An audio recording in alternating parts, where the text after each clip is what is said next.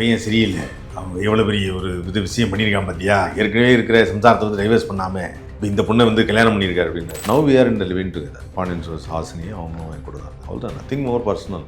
இதில் ஒன்றும் வெளியில் சொல்கிறதுக்கு எனக்கு ஒன்றும் வெக்கமெல்லாம் கிடையாது. ஃபஸ்ட்டு ஒரு ஒய்ஃப் இருந்தாங்க, அவங்க வந்து ஆக்சுவலாக இந்த ப்ராசஸ் ஆஃப் டிவோர்ஸ் அது ரொம்ப நாளாக போயிட்டே இருந்தது. ஆக்சுவலாக வந்து அவங்க என்னோடய ஆஃபீஸில் நம்மளோட ஒர்க் பண்ணாங்க. அதுக்கப்புறம் இவங்க ஃபஸ்ட் ஒய்ஃப் வந்து ஒரு மாதிரி வீட்டை விட்டு அவங்க இது பண்ணி அவங்க கொஞ்சம் செப்பரேட்டடாக இருக்கும்போது தான் தென் எகெயின் இவங்களோட வந்து பேட்சப் ஆகலாம்னு சொல்லிட்டு அது வந்து என் பெரிய பொண்ணுக்கும் பெரிய பொண்ணுலாம் சொல்லிட்டு தான் எல்லாமே.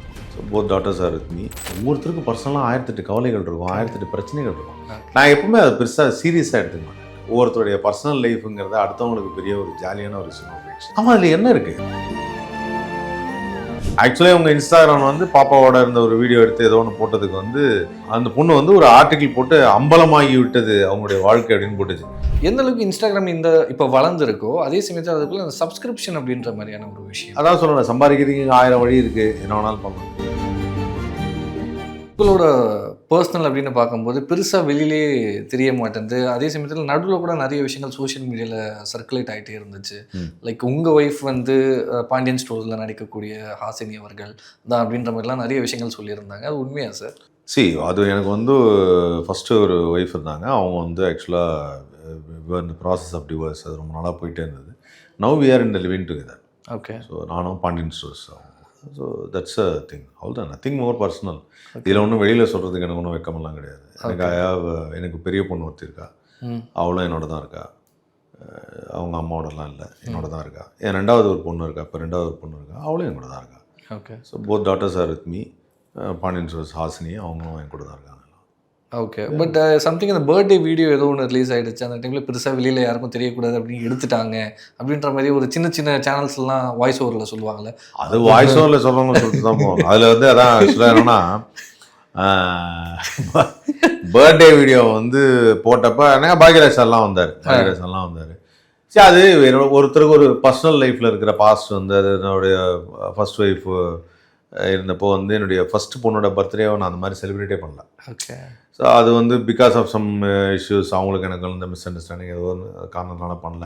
அதனால் ரெண்டாவது பொண்ணுக்காக இந்த மாதிரி செலிப்ரேட் பண்ணணும்னு நினச்சி பெரிய பொண்ணையும் அதே மாதிரி நல்லா ட்ரெஸ் பண்ணி டெக்கரேட் பண்ணி எல்லாரையும் உட்கார வச்சு எல்லாரும் வந்து ஒரு ஃபங்க்ஷன் பண்ணோம் அப்படின்னு நினச்சா. ரொம்ப க்ளோஸ் சர்க்கிளில் இருக்கவங்கலாம் கூப்பிட்டோம், ஃப்ரெண்ட்ஸ் எல்லாம் வந்தாங்க, வேர் ஆல் ஹாப்பி எல்லாம் பண்ணாங்க. அப்போ எல்லோரும் கேட்டாங்க, என்ன சார் இது நீங்கள் எப்படி பண்ணலாம் அப்படின்னாங்க. கரெக்டுங்க, நான் வந்து ஒரு பொண்ணுக்கு பர்த்டே கொண்டாடுறேன், அதில் என்ன தப்பு இருக்குது, அதெல்லாம் ஒன்றும் கிடையாது. இல்லை இது வந்து ஆக்சுவலாக நீங்கள் அதுக்கு வந்து இந்த பைலோனா கூட நடுவில் ஏதோ ஒரு வீடியோ போட்டார். அதவன் வந்து அது ஏற்கனவே இருக்கிற சம்சாரத்தை வந்து டைவர்ஸ் பண்ணாமல் இப்போ இந்த பொண்ணை வந்து கல்யாணம் பண்ணியிருக்காரு அப்படின்னாரு. நான் கல்யாணம்லாம் பண்ணலைங்க, அவருக்கு அதுக்கு போய் கல்யாணம் பண்ணால் அஃபென்ஸு, அதுதான் ப்ராப்ளம். அது இவராக ஒன்று சொல்கிறாரு அப்படின்னு சொல்லி அப்புறம் சொல்லியிருந்தேன். So it is between us, ஒரு பர்சனல் இது, தட்ஸ் இட். அது நாங்கள் 2 பேரும் லைஃப்பை ஹேண்டில் பண்ணலான்னு முடிவு பண்ணிட்டோம். That's we are handling all தான். ஓகே. பெருசாக இதை பற்றி வெளியில் பேச வேணாம் அப்படின்ற மாதிரியான நிறைய பெருசாக ஒன்றும் சொல்கிறதுக்கு இல்லையா? இல்லை, எவ்ரிபடிஸ் பர்சனல். அவள் தானே ஒய்ஃபு, குழந்தைங்க எவ்வளோ தானே, அது அவள் தான் இருக்கும். ஓகே. சம்திங் இந்த லவ் ஸ்டோரி எப்படி ஆரம்பிச்சிச்சு அப்படின்ற மாதிரி. லவ் ஸ்டோரிங்கிறது என்னென்னா ஆக்சுவலாக வந்து அவங்க என்னோடய ஆஃபீஸில் நம்மளோட ஒர்க் பண்ணாங்க, மீடியம்ஸில் ஒர்க் பண்ணாங்க. ஃபஸ்ட்டு பழக்கம். அதுக்கப்புறம் இவங்க ஃபஸ்ட் ஒய்ஃப் வந்து ஒரு மாதிரி வீட்டை விட்டு அவங்க இது பண்ணி அவங்க கொஞ்சம் செப்பரேட்டடாக இருக்கும்போது தான் தென் எகெயின் இவங்களோட வந்து பேட்சப் ஆகலாம்னு சொல்லிட்டு அது வந்து என் பெரிய பொண்ணுக்கும் தெரியும்.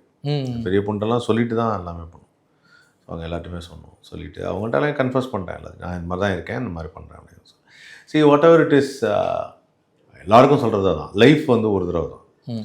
இந்த மறு ஜென்மம், இந்த அடுத்த ஜென்மத்தில் பார்க்கலாம்லாம் கிடையாது. இருக்கிற லைஃப்பை, அட் ப்ரெசன்ட் லைஃப்பை அழகாக எவ்வளோ அழகாகிக்கணுமோ அவ்வளோ அழகாகிக்கணும். மிஸ் பண்ண மூமெண்ட்ஸ் திரும்பி வராது. ஓகே. அதனால் என்னை பொறுத்த வரைக்கும் வந்து நம்மளோட லைஃப்பில் தேவைப்படுது அப்படின்னு நினைக்கும் போது அந்த லைஃப்பில் நான் அதை அச்சீவ் பண்ணிக்கிட்டேன், அவ்வளோதான். Okay, super, very nice. Maybe ஃப்யூச்சரில் மேரேஜ் இது அஃபிஷியலாக டிவோர்ஸ் ஆனது கண்டிப்பாக அழைக்கிறேன், அனைவரையும் அழைக்கிறேன். ஏன்னா அது செஞ்சுதானே ஆகணும். எப்போ நீங்கள்லாம் அதாவது வாய்ஸ் ஓவர்லாம் போட்டு அதில் ஒரு பொண்ணு வந்து நல்ல ஒரு மெசேஜ் போட்டுச்சு. ஆக்சுவலி அவங்க இன்ஸ்டாகிராம் வந்து பாப்பாவோட இருந்த ஒரு வீடியோ எடுத்து ஏதோ ஒன்று போட்டதுக்கு வந்து அந்த பொண்ணு வந்து ஒரு ஆர்டிக்கிள் போட்டு அம்பலமாகி விட்டது அவங்களுடைய வாழ்க்கை அப்படின்னு போட்டுச்சு. நான் உடனே ஹாசினிக்கு ஃபோன் பண்ணி, அந்த பொண்ணு கொஞ்சம் ஃபோன் பண்ணி சொல்லுமா, அம்பலமாச்சுங்கிற வார்த்தை எப்படி போடணும்னா அந்த பொண்ணு கண்டுபிடிச்சா போடணும், போட்டதே நம்ம தான், அதுக்கு பேர் அம்பலம் கிடையாது, மகிழ்ச்சியோடு கொண்டாடினாருன்னா போடணும். அப்புறம் சொன்னேன், சரி சார், எங்கம்மா ஜேர்னலிசம் படித்தேன் அப்படின்னு.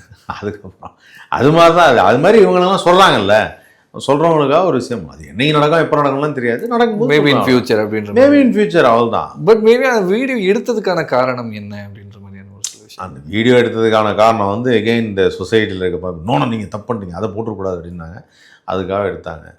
சரி ஓகே. நான் சொன்னேன், எனக்கு எப்பவுமே ரொம்ப பர்சனல் லைஃப் வந்து பப்ளிக் ஆகி எல்லாரும் முன்னாடியும் சொல்லணும்லாம் எனக்கு பெரிய இன்ட்ரெஸ்ட்லாம் கிடையாது. தட்ஸ் நாட் நீடட் அப்படின்னு நான் நினைப்பேன். ஓகே. ஒருத்தர் வந்து என்டர்டெயின் பண்ணுறாரு அப்படின்னா என்டர்டெயின் பண்ணுறவரு அங்கே வராரு, பண்ணுறாரு, போகிறாரு. இந்த பர்சனல் லைஃப்பை கொண்டு வர்றது அப்படிங்கிறதே கொஞ்சம் நாளைக்கு முன்னாடி இந்த டெலிவிஷன் ஆரம்பித்த ஒரு விஷயம் தான். அவங்க வீட்டை பாருங்கள், அவங்க வீட்டில் யாரெல்லாம் இருக்காங்க பாருங்கள் அப்படின்னு சொல்லி அது ஒரு பெரிய ஒரு வீடியோவாக போடுறது. அது 1008 இருக்கும். ஒவ்வொருத்தருக்கும் பர்சனலாக 1008 கவலைகள் இருக்கும், 1008 பிரச்சனைகள் இருக்கும். அது முக்கியம் இல்லை. What ever on the screen அதுதான் ரொம்ப முக்கியம். ஓகே. ஸோ அதுதான் நான் பண்ண ஒரு விஷயம். அது நான் எப்பவுமே வந்து பர்சனலாக பெருசாக ரிவீல் பண்ணதில்லை. ப்ளஸ் என்னோடய ஃபஸ்ட்டு லைஃப்பும் வந்து அந்த மாதிரி இருந்தது. அதனால் அது சரி ஓகே, அது பெருசாக எதுவும் ரிவீல் பண்ணல. ரொம்ப நாள் கழிச்சு என் பொண்ணையே வந்து அப்போ தான் ரீசெண்டாக அவளுடைய பர்த்டே எல்லாம் செலிப்ரேட் பண்ணி நான் அப்போ தான் வீடியோவே போட்டேன். ஓகே. பெரிய பொண்ணுக்கே சொல்கிறேன், பெரிய பொண்ணுக்கே அப்போ தான் வீடியோ போட்டேன். ஸோ அதனால் அது நெவர் மைண்ட்.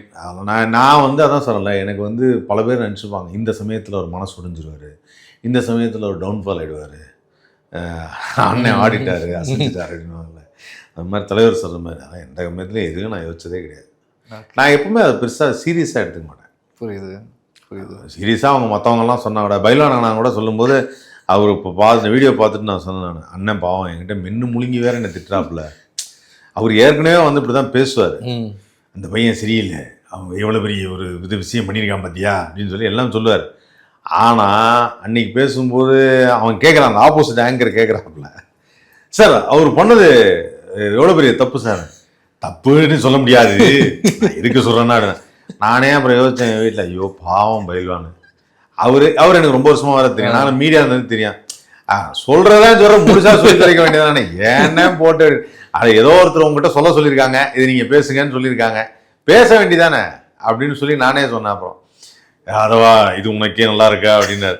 நான் சொன்னேன், இதெல்லாம் ஒரு பெரிய விஷயம், நமக்கு தெரியும் என்னென்னு. ஒவ்வொருத்தருடைய பர்சனல் லைஃபுங்கிறத அடுத்தவங்களுக்கு பெரிய ஒரு ஜாலியான ஒரு விஷயமா போயிடுச்சு. அப்படி என்னுடைய பர்சனல் லைஃப்பை வந்து பல பேர் ஜாலியாக நினச்சினா ஜாலியாக நினச்சி அதெல்லாம் எனக்கு ஒன்றும் பெரிய இது கிடையாது. நான் என்றைக்குமே வந்து I have not avoided myself from being in the public. இப்போவுமே இந்த இன்னைக்கு காலையில் கூட படத்துக்கு போனேன், நான் எல்லாரும் போலையும் தேட்டரில் உட்காந்து படம் பண்ணேன். நான் என்ன தேட்டரில் பின்னாடி உட்காந்து கடைசியில் உட்காந்து முகமுடி போட்டு படம் இப்படிலாம் பார்க்குறதே கிடையாது. நான் பாட்டுக்கு படத்துக்கு போவேன், நான் பாட்டுக்கு வருவேன். இத்தனைக்கு நான் அன்றைக்கி வந்து டிஃபன் பாக்ஸில் சாப்பாடு நீ 2 படம் பார்த்தேன், 2 படம் பார்க்கும்போது டிஃபன் பாக்ஸ் சாப்பாடு எடுத்து காரில் உட்காந்து சாப்பிட்டுட்டு திருப்பி அடுத்த படத்துக்கு அதே தேட்டரில் போய் உட்காந்துட்டு வந்தேன். இப்படி தான் என்னோடய லைஃப்.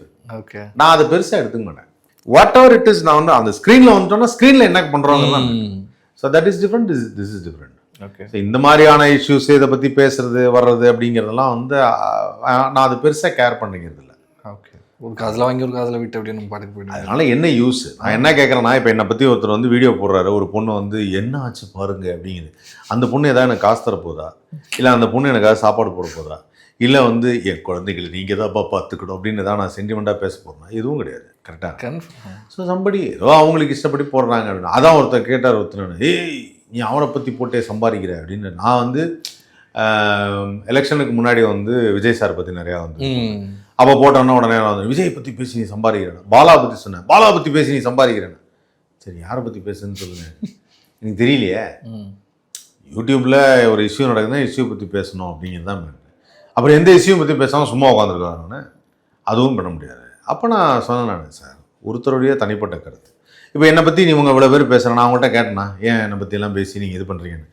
யாருக்கிட்டையுமே கேட்டதில்லை, எந்த கமெண்ட்ஸுக்கும் ரிப்ளை பண்ணதில்லை, எந்த கமெண்ட்டையும் நான் பார்த்ததும் இல்லை. ஓகே. அதனால் அதை பற்றி பெருசாக யோசிக்கிறதும் கிடையாது. தட்டி விட்டுலாம், அவ்வளோதான் சார் முடிஞ்சு வச்சு. ஆமாம், அதில் என்ன இருக்குது, எதுவும் பர்சனல், ஒருத்தரோட பர்சனல் ஒருத்தரோட இதுங்கிறது. அதே மாதிரி நான் என்ன சொல்லுவேன்னா, எப்பவுமே வந்து இப்போவும் அதான் சொல்லுவேன், ஒருத்தர் பர்சனலாக அட்டாக் பண்ணுறதை நான் யோசிப்பேன்.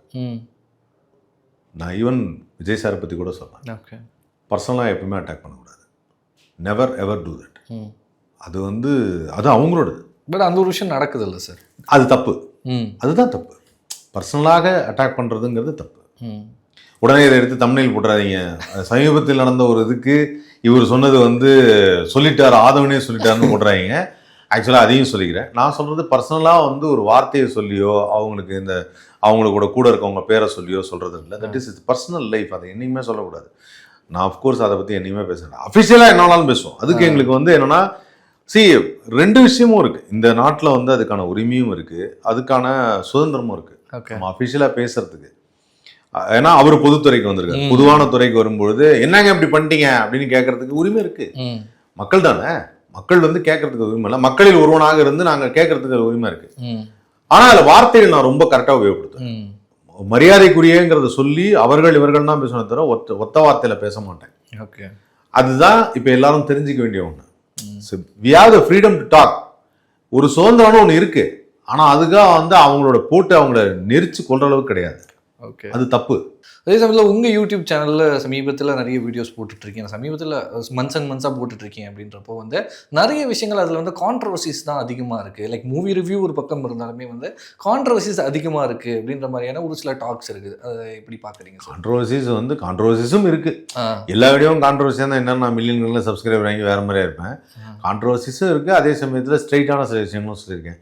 ஸ்ட்ரைட்டாக சொன்ன விஷயத்தை சில பேர் பார்க்க மாட்டாங்க. நம்ம விஷயத்தில் இருக்கிற மீடியாவில் நீங்கள் ஸ்ட்ரெயிட்டாக நல்லா இருக்குது அப்படின்னு சொன்னால் நல்ல விஷயம், ரொம்ப நல்லா பண்ணியிருக்காங்க, அற்புதமாக இருக்குது அப்படின்னு சொன்னால் யாருமே பார்க்குறது கிடையாது. ஸோ தட் இஸ் நாட் ஒரு மாதிரி இது என்ன இன்ட்ரெஸ்டிங்காக இருக்க போகுது. அந்த வீடியோவை கேட்குறப்போ பார்க்குறப்போ ஏதாவது ஒன்று புதுசாக இருக்கணும் அப்படிங்கிறது தான்.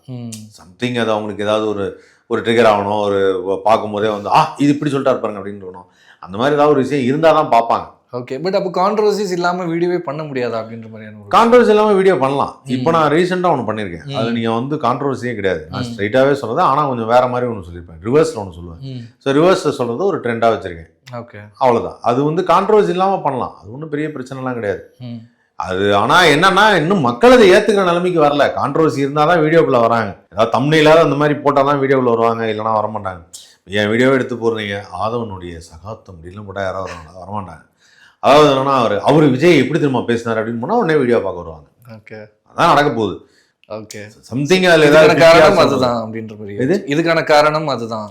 ஆமாம், அதுதான், வேற எதுவும் கிடையாது. மக்களுக்கு வந்து ஒரு அட்ராக்ஷன் சம்திங், அதாவது என்னன்னா ஆட்மன் அவுட்டா இருக்கிற விஷயத்தை தான் எப்பவுமே வந்து பார்ப்பாங்க.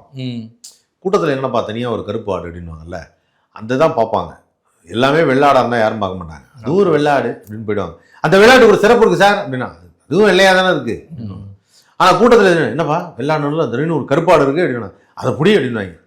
ஓகே, கியூரியாசிட்டி, ஈர்ப்பு அப்படின்னு. ஈர்ப்பு, ஆமாம், அது வந்து it's a human tendency. Okay, எப்பவுமே அந்த மாதிரி ஒரு விஷயத்தில் ஒரு ஆட்மன் அவுட்டான ஒரு விஷயத்தை செலக்ட் பண்ணுறது. ஓகே, அதே சமயத்தில் இன்ஸ்டாகிராம் வந்து பயங்கரமாக போயிட்டுருக்கு அப்படின்றப்போ வந்து எந்த அளவுக்கு இன்ஸ்டாகிராம் இப்போ வளர்ந்துருக்கோ அதே சமயத்தில் அதுக்குள்ள அந்த சப்ஸ்கிரிப்ஷன் அப்படின்ற மாதிரியான ஒரு விஷயம், லைக் வந்து ஆக்ட்ரஸாக இருக்கட்டும், நிறைய இன்ஃப்ளூயன்சஸாக இருக்கட்டும், எல்லாருமே வந்து லைக் ஆபாச வீடியோ, லைக் இவ்வளோ காசு கட்டினா லைக் அவங்களோட உடலை வந்து கவர்ச்சியாக காட்டுற விஷயங்களாக இருக்கட்டும், லைக் இன்னும் அதிகமாக காசு கட்டினா 1-to-1 வீடியோ கால் பேசுகிற மாதிரியாக இருக்கட்டும், இன்னும் காசு கட்டினா வந்து லைக் இந்த லைவில் வந்து ரொம்ப ஆபாசமான வார்த்தைகளில் பேசி நிறைய விஷயங்கள் பண்ணுறதா இருக்கட்டும், இந்த மாதிரிலாம் நடக்குது இல்லை சார்? இதை எப்படி பார்க்குறீங்க? இந்த கல்ச்சரை எப்படி பார்க்குறீங்க நீங்கள்? தவறாக இருக்குது, பொறுத்தவரைக்கும் தவறாக இருக்குது. பெண்மைங்கிறத மதிக்கணும், பெண்கள்ங்கிறது ஒரு அழகு அப்படின்னா இப்போ இது நாள் வரைக்கும் எல்லா பசங்களும் நினச்சிட்டு இருந்த ஒரு விஷயம். அந்த பெண்மையை மதிக்காமல் அவங்களே அதை டீக்ரேட் பண்ணுற மாதிரி ஒரு விஷயம் செய்கிறத பார்க்குறப்ப ரொம்ப கஷ்டமாக இருக்கும் அது. ஆனால் அதான் சொல்லணும், சம்பாதிக்கிறதுக்கு 1000 வழி இருக்குது, என்ன வேணாலும் பண்ணலாம். அதே ஒரு சில பெண்கள் பாருங்கள், நல்ல குக்கிங்லாம் பண்ணி அதை ஒரு ஸ்பெஷலாக போடுவாங்க, நல்லா அழகாக ட்ரெஸ் பண்ணி அதை ஒரு ஃபோட்டோ எடுத்து போடுவாங்க, அது பண்ணலாம். ஆனால் சில பேர் என்ன பண்ணுவாங்கன்னா, இல்லை கொஞ்சம் வந்து நம்ம இது மாதிரி பண்ணால் தான் நம்ம போட முடியும் அப்படின்னு பண்ணுவாங்க. யார் செஞ்சாலும் தப்பு தான். அதை நானே வந்து எனக்கு தெரிஞ்சவங்கள்ட்டலாம் வந்து சொல்லியிருக்கேன், அந்த மாதிரி செய்யாங்க நல்லா இல்லை அப்படிங்கலாம் நிறையா நான் வந்து சொல்லியிருக்கேன். நிறையா வேறு ஏதாவது கூட ஒர்க் பண்ணலாம், வேறு ஏதாவது தாட் ப்ரொடக்டிவாக பண்ணலாம். ஆனால் இங்கே அதான் சொன்னல, இங்கேயும் பாசிட்டிவாக சொல்கிறதுக்கு தான் யாருமே கேட்கறதுக்கு கிடையாது இல்லையே. அதனால இப்போ எல்லாரும் அந்த மாதிரி இறங்கிட்டாங்க. இது காரணம் வந்து சோஷியல் மீடியா வாட்ச் பண்ணுறவங்க எல்லாரும் இதைத்தான் விரும்புகிறாங்கன்னு நினச்சிக்கிறாங்க. ஓகே, ஆனால் அது மாறணும், அது மாறினா தான் நல்லது. அப்போ தான் வந்து அவங்களுக்கு ஒரு பெரிய ஒரு ஜென்ரலாக சொல்லலாம், ஹியூமன் நேச்சர்லேயும் வந்து விமன் இல்லாமல் எதுவுமே கிடையாது. கண்டிப்பாக. அப்படிப்பட்ட விமன் வந்து அவங்களுக்கு டேலண்ட்டும் ஜாஸ்தி, அப்சர்வேஷன் பவர் ஜாஸ்தி, நாலேஜ் ஜாஸ்தி, எல்லாமே ஜாஸ்தி. அதை வெளிக்கொணர்ற மாதிரி சில விஷயங்களை வந்து அவங்க பண்ணணுங்கிறது தான் என்னுடைய தாட்ஸ். பட் அவங்க இன்னும் அதை பண்ணல. ஒரு சில பேர் பண்ணுறாங்க, ஒரு சில பேர் பண்ணல. ஒரு சில பேர் வந்து இந்த மாதிரி தப்பான வீடியோஸ் போடுறதோ, இல்லை தப்பான இந்த மாதிரி ஒரு சப்ஸ்கிரிப்ஷன் இதெல்லாம் போடுறது, அடல்ட்ரேஷன் பண்ணுறது அப்படின்னு. அந்த அடல்ட்ரேஷன் பண்ணுறதுல என்ன ஒரு சிக்கல் அப்படின்னா, இந்த Instagram doesn't have any child lock. 12 வயசு 13 வயசு இருக்க பையனும் இன்ஸ்டாகிராமில் ஓப்பன் பண்ணும்போது அதுதானே வரப்போகுது. ஓகே, வெரிஃபைடான விஷயம் கிடையாது. என் வயசை தப்பாக போட்டு கூட ஓப்பன் பண்ணிட்டு போயிட்டே இருக்கலாம் அப்படின்ற ஸோ அதனால் வந்து அது மக்களுக்கு புரிய மாட்டேங்குது. அது அடுத்த ஜென்ரேஷனில் எல்லாமே வந்து நம்ம பட்டு தான் தெரிஞ்சுக்கணும் அப்படின்னா பட்டு தான் தெரிஞ்சுக்கணும். அடுத்த 10-15 வருஷத்தில் அது திரும்பி தெரியும் நமக்கு. அப்போ எப்படி இருக்கும்னு நினைக்கிறீங்க சார்? இதே மாதிரி போயிட்டு இருந்தா, இதே ஸ்பீடில் போயிட்டு இருந்தா அடுத்த 10 வருஷத்துக்கு அப்புறமா இந்த ஒரு விஷயம் எப்படி இருக்கும்னு நினைக்கிறீங்க? எல்லா விஷயமே வந்து சில விஷயங்கள் வந்து மறைந்திருப்பது மட்டுமே அழகு அப்படின்னு சொல்லுவாங்க. அதில் ஒரு சீக்ரெசி இருந்தால் மட்டும்தான் அழகு அப்படிங்கிறது தான் ஆரம்ப காலத்தில் பெரியவங்க சொல்லி கொடுத்ததும் அதான். எல்லாருமே வந்து ஒரு இதற்கு சீக்ரெசி இருக்கணும், இது குடும்பம், இது இல்லறம் அப்படின்னு சொல்லிட்டு ஒரு விஷயம் சொன்னால் அது ஒரு சீக்ரெசி இருக்கணும். சீக்ரெசியை நீங்கள் வெளியில் சொல்ல இல்லை ஃப்ளாட் ஆகிடும். ஸோ உங்கள் எமோஷன்ஸ் படுத்துரும், சுத்தமாக ஒன்றுமே இருக்காது எமோஷனு. அப்போது உங்கள் வாழ்க்கை வேஸ்ட்டாக போயிடும். அதுதான் சொன்னேன், 10-15 வருஷம் கழிச்சு எல்லாத்துக்கும் ஃப்ளாட்டாக இருப்பாங்க, எதை பார்த்தாலும் ஒன்றுமே தெரியாது, இப்படியே இருக்கும். ஸோ அது வந்து ஹியூமன் பிரெயின். அது உங்களுக்கு அதாவது நம்ம நினச்சிக்கிறதுனா இன்றைக்கி டெக்னாலஜி இருக்குது அது இருக்குன்னு நினைக்கிறோம். But nobody things about a human brain. Human brain is more powerful than AI. Okay. ஆனால் அவங்களுக்கு தெரியும் நார்மல் ஜென்ரல் ஹியூமனோட பிரெயின் வந்து is more powerful than AI. இந்த ஏஐங்கிற வர காலகட்டங்கள் வர்றதுக்கு முன்னாடியிலேருந்து நம்ம பிரெயினில் தான் எல்லாத்தையும் கண்ட்ரோல் பண்ணிட்டோம். ஆமாம், சரியா? ஸோ அந்த மாதிரி ஒரு விஷயத்தை வந்து நீங்கள் கரெக்ட் பண்ணுறீங்கன்னு அர்த்தம். ஓகே. டிவைஸ் கரெக்டானால் வேறு வாங்கிக்கலாம், பிரெயின் கரெக்டானால் வாங்க முடியாது, மீளவே முடியாது. So thank you sir, thank you so much. இவ்வளோ நேரம் பிஸியான ஷெடியூலில் நேரத்தை ஒதுக்கி இவ்வளோ பேசுனதுக்கு ரொம்பவே நன்றி. மீண்டும் சந்திப்போம். நன்றி, வணக்கம். Thank you so much. Thanks lot.